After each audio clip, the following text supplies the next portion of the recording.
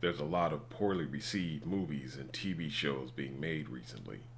Much of the criticism is how these pieces of cinema have a woke narrative, which tends to refer to there being too many black people in media not aimed at black people.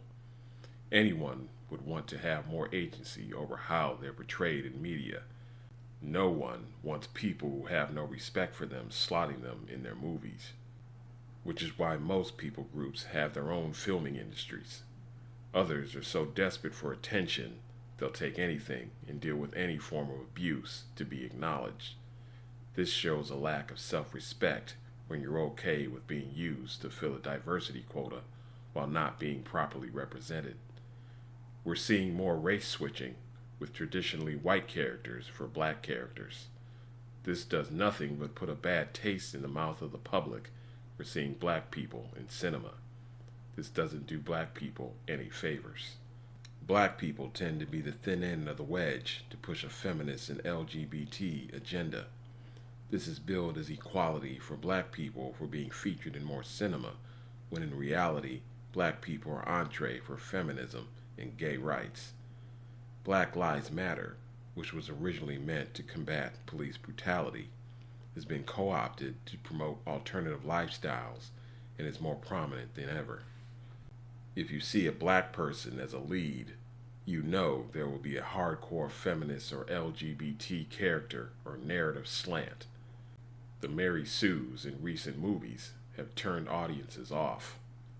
This agenda has made for some really horrible characters in movies, TV shows, and video games. The strong woman who is equal to a man narrative has been pushed hard as of late, to the point of being annoying. I'm not bothered by it as much as I used to be, because I understand it isn't real. None of this translates to real life. If a woman got into the ring with a man, she would get herself killed. We know about the instances where women's teams went up against men in soccer and tennis with lopsided victories on the men's side. There's also the news of trans women going into female sports and completely dominating to the point where they had to be banned. Another example is the character Marisa in the newly released Street Fighter 6. She is far and away the worst character design in Street Fighter history. Who was this character made for? There's a female voice coming out of this strapping male body. They even have her wearing a suit and tie, looking like the Wolf of Wall Street, as an alternative outfit. Everything about this female character is totally divorced from any form of femininity. She is a fully masculine woman. What people choose to do behind closed doors is their business. It's a different story when these radical ideas are shoehorned into the public square. What is the purpose of making these ideals prominent? We need to recognize social engineering when we see it. This is not something anyone requested or demanded. It's something certain people in power want you to accept to their own benefit and not yours. This is actually for the purpose of population control and eugenics, which is meant to affect certain people groups. The Aryan race agenda never went away. It just transformed and adapted to the times. It's the old saying of the greatest trick the devil ever pulled was convincing the world he didn't exist. These overarching secret agendas work under the cloak of non-existence.